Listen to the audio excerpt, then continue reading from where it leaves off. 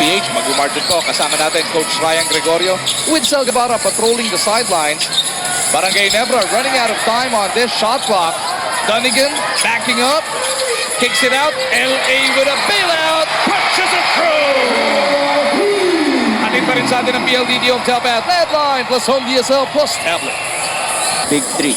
Enrico gusto bumawi dito sa kabilang dulo. Loses that leather. Who picks it up? It is Dunnigan over to Tenorio. Kasama nila sina Slaughter, BRGY, and Kagiwa. Binabantayan nila Linganay, Taulava, Canaleta, Villanueva, and Cardona. I-add mo doon yung quarter break natin, which is what? A minute and a half. Dunnigan at the post. Thornton on him. Dunnigan goes cross-court. BRGY unleashes one. Bang! Pa rin sa atin ang PLDT Home Telpath. That's an 8-0 run bridging the third and fourth quarters. Matapos maitabla ng NLEX sa 68 na laban, and Al Thornton finds a way to break their silence. Pero look at Ginebra, push it hard once again. Liganay caught with a foul as he reached in from behind Kagiwa. Kagiwa did not realize that there was a foul. He thought that it was already a turnover. Again, we were talking about this 3-point shot by LA Tenorio. The next play, 3-point shot by BRGY. All the two plays were coming from inside. They were successful. Slaughter almost taken away by Canaleta. Nino completes it. Nino silent so far here in Antipolo. Linganay gets away from Tenorio. Goes to the corner. Cardona from deep. Wala. Asi chasing it. And he beats Tenorio to the ball. Fresh shot clock para dito sa NLEX. They are down by 6 points. Largest lead of the night has only been 12. Only one deadlock, and that was late in the third quarter of action. Linganay bounces it inside. Canaleta on cue gets those 2 points. Nifty assist pass in time and again. Started the first 3 quarters. BRGY misses. Slaughter is fouled on the putback attempt. Must be in the paint for the chance to get that rebound. Why? It is because of the awesome front line of Barangay Ginebra. There, they learned it very, very hard. Dahil nakakuha ng second chance opportunity si Slaughter, and now nasa free throw line siya. Slaughter can make it another 6-point game para dito sa Ginebra. Just under 9.5 to play. Greg completes that second free throw. For position, Dunnigan offers the pick. Kagiwa swings it the other way. LA for a long one. That was actually an assist pass. Oh, dahil paubos na yung shot clock. Gusto sana niya, alley-oop doon. Jonas to Ramos, baseline jumper. And Ramos has struggled all night long. Under strong terms, he must nail that open jump shot. Jonas gets it right back. Aussie carving out some space. Thornton rebounds it and puts it off the glass for 2. This guy is just so hard-working. He has this energy in him na bukang pagod na siya, but he still has that second, third jump. Kagiwa sumasagit-sit in traffic. Will shoot to the line for 2 shots. Here for NLEX, pagdating sa depensa, somebody must cover for him. Because of the effort that he is rendering, nahirapan na siyang tumakbo all the way to the paint. That is why very open itong penetrating spaces ng Ginebra. Kagiwa now with a total of 5 points. He's coming off that 15.7 rebound performance before the All-Star break. Alam naman natin, dun siya nasaktan sa kanilang last game. Trying to shake it off here after his extended rest. Ramos looking to back down Mark. Canaleta will fade away to the left. Over Tabaco na nagresulta. Sayang yung situation na yon at babalik ang bola rito sa Barangay. Court, Canaleta fronting him. Slaughter from top of the key gets it over to BRGY. 14 na segundo natitira sa shot clock ng Barangay Ginebra. Slaughter wants to attack Thornton. 8 to shoot now. Slaughter spins baseline, pulls up. That's a tough shot. Jumper. 19 points na si Big Greg. Tanda natin both teams looking for a 3-game win streak as Canaleta buries a 3. It's here in the court. Dunnigan nangangaldag. Wild shot. Yung kanyang pinutap. Ang ganda nung nangangaldag na yun. Nag-out of control tuloy. Timeout muna tayo with 7:19 remaining in this game. Change remaining in this game. Canaleta at the post. Kagiwa right on him. Canaleta's hook. Mintis. Kanya rin yung rebound. Putback ayaw pa rin. Slaughter finally clears it para sa Ginebra. Nailang lang. Sayang yung pangalawang tira na napakalapit na pero natakot siya kay Greg Slaughter doon. BRGY to the corner. Baseline jumper. Kagiwa could not deliver. Dunnigan is fouled by Asi on that putback attempt. Tandaan natin, Coach Archie. Pa itong kalaban ng Barangay Ginebra pero tama yung nabanggit mo. Kung manalo sila ngayon, they will occupy fourth place by virtue of winner over the other. Dito sa Pure Foods. Para naman sa NLEX, they are at 3-4, wanting to catch Global Port and Baracobul at 4-4. At syempre, pati Ginebra, kung sakaling sila manalo dito, yung talking about NLEX, next assignment nila, Friday din yan, Global Port ang, Sunday din yan, Global Port ang katapat sa alas 3 ng hapon before taking on Kia on March 18 and then Baracobul on March 24. Canaleta puts it on the floor, sinalubong ni Greg Zilla, nailang! Si Nino doon, mapupunta ang bola sa Barangay Ginebra as we send it back to Sal Guevara. Coach Boy at kanina. Just over 6 minutes remaining in this game. Slaughter. Kontra dito kay Thornton. Out to LA. LA misses, but the ball goes back to Kagiwa. Fresh shot clock para sa Ginebra. BRGY didn't want to pull the trigger, and he ends up turning it over. During the huddle of Coach Boyet, Thornton asking for it. Had to come all the way out dahil sa depensa ni BRGY. Thornton now face-to-face with Mac. He spins to the baseline. Fade away. Thornton with a brand new PBA career-high 41 points. and these are style points, very hard baskets. Now, the question has been answered. What is the most consistent play of NLEX? Give it to Al, get out of the way. Baba sa isa ang abante ng Ginebra. Kagiwa through a Dunnigan pick. Kagiwa in trouble. Over to Slaughter. Dunnigan looking for his shooters. Tenorio has 3 seconds to generate a shot. Play broken up by Taulava. Mapuputukan ng 24 ang Barangay Ginebra. If the bat those loose balls, again, take a look at this shot right here. Double step back and a fall away for Big Al Thornton. Doesn't get any tougher than that. Tough shot natin sa atin ng DeWalt Power Tools. Guaranteed tough.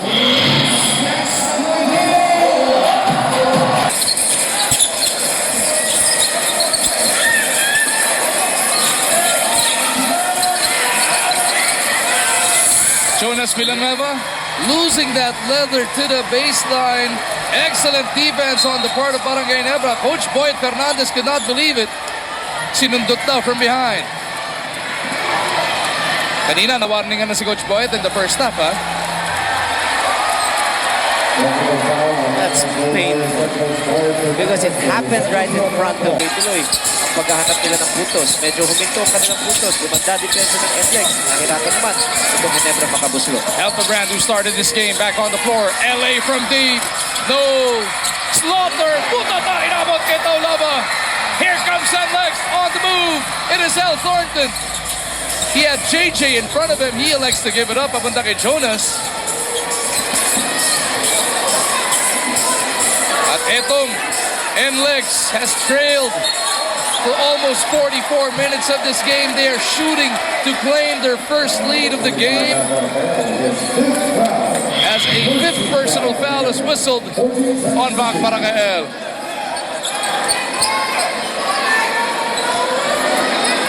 It's a nice block by Asin Taulava to save that possession for NLEX. A chance for them to taste this lead here. Thornton shake, big, fade away. Oh! What a shot! Mula kay Al Thornton. This guy is just unconscious. 43 big points. And those shots are covered. It's not open at all. This is his new career high. He's the best scorer here in this league. And this guy is not even in. Mukhang nagsastop na siya. Only Michael Jordan can shoot that on a consistent basis. And we have a Jordan-esque play here, courtesy of Al. Yan po ang ating Hitachi Chill Time brought to you by Hitachi Air Conditioner. Your world in better comfort. Dunnigan has tied the game with his first free throw. Couldn't reclaim the lead para sa Ginebra. Again, Coach Boyd Fernandez is looking for a guy who can produce the points on a consistent basis. Al Thornton played 299 games in the NBA and he had a career average of 11.9 points per game. So definitely scoring is one of his stronger suits. Arboleda gets into Taulava. Deep position. Oh, Thornton! Na libre! Right down the middle, Coach RG. And where is Mac Parakel? His ultimate assignment is just stay in front and make life miserable. That's the shot that Al scored here.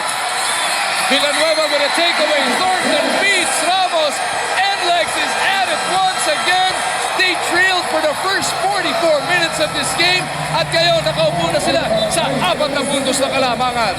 Watching Al Thornton might not be the right play for Ginebra right now because so affected. The tough shots of Al Thornton is getting in the nerves of Barangay Ginebra. Their focus is off right now. Again, where's the defense? And not only that, on the defensive end, they're making the necessary stops. If you get a necessary stop here at your NLEX, you will have a quickness advantage against the taller and slower Ginebra front line. 3:09 to try and pull this one out of the fire. Dito kay Ginebra, ang NLEX naman wants to catch yan pong Global Port, Barako Bull, and their would-be victims in Barangay Ginebra. Loss here for Barangay Ginebra will relegate them in a tie with Barako Bull and Global Port with 4. Under or after that Jonas Villanueva steal. Atin sa atin to ng Preston Coolant. Preston Coolant is always cool under pressure, protects against overheating, and is trusted by 8 out of 10 drivers. It's been a while that I've seen an import being guarded closely. Definitely an option on every offensive play, but still good enough to score 45. Barakael with that leather. Down the middle, tapped away. Aussie to Jonas. NLEX will walk this one home, and they are up by 6 points. This is a stunt Ginebra crowd here. All their options have been turned overs in the last 2 plays, especially coming off a timeout. Very frustrating for Coach Augustine. Both teams back in action on Sunday. NLEX takes on Global Port. Ginebra takes on Rain or Shine. Over at the Cuneta, Greg misses from inside. Ball will remain with Barangay Ginebra. The anxiety level is a little bit high here for each-like defense. Forced turnovers, fast break situations, and NLEX is now up by 6. Break this prolonged silence para sa mga nakapula. LA puts up a long one. Ayaw. Talbog kay Barangay ang bola. JJ looking for Gregzilla. He's got Thornton right on him. Dunnigan inside, loses it to the baseline. 3 straight turnovers for Ginebra. Credit, of course. Kasama bang foul?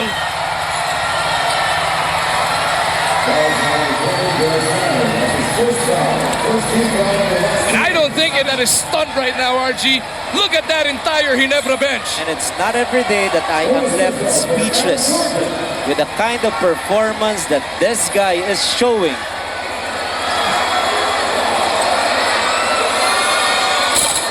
Misses on the bonus though. Pagkakataon ng Barangay Ginebra down by 8.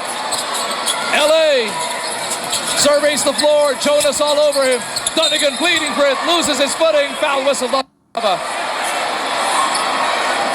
That is the 5th personal on the Rock. Dunnigan 6 of 10 from that free throw line so far. 6 of 11 now, Coach RG. It's just the anxiety level. And we've been talking about composure. Nawala yung focus nila when they failed to stop. Itong si Al Thornton, nagmadali na sila, and now, kahabol na sila, mas mahirap, lalong lumiit yung ring ng Ginebra. Finally, Dunnigan. Napagalaw yung score nilang napako sa 83. Kanina pa. Get 3-point shots, and he has 1 and 42 left para ma-preserve niya yung kanyang Jordanesque performance. Thornton wasting away the time. Ellis trying to stick to him, looking for that opportunity to take it away. Thornton almost lost it. Tenorio takes it away. LA with a layup, and Barangay Ginebra is back in business. Tito Santibolo. That's just good defense. No space for Thornton to attack the basket, and out of nowhere, L.A. Tenorio was there to get that ball. Villanueva's in trouble. Pitches it over to Taulava. The rookie, Arboleda, gets it back to his ace point guard in Villanueva. 1:07 remaining in Henares. Wild shot! Saan naman ang galing yun? Nabitawan nga yung ball eh. Pumasok. Lahat ginanahan eh. Dahil he made it. That is what basketball is all about. Making that ball enter the hoop. And it hit the bottom of the net. Si Greg Slaughter yung katapat, ginawang asintahan ni Jonas Villanueva off the glass to push their lead back up. Points 93-86 with 64 seconds to go. On silence once again for the second time. They have one more magical run in them. Helterbrand looking for Slaughter. LA down low. Greg backing up. They gotta go quicker. JJ locating. Two possessions. Yung lang inahabol ng Ginebra, but it is imperative for them to make this stop and score on the other end. Borboran gets it to Thornton. Kagiwa all over Al. Big Al with 12 seconds to try and generate a shot. Oh!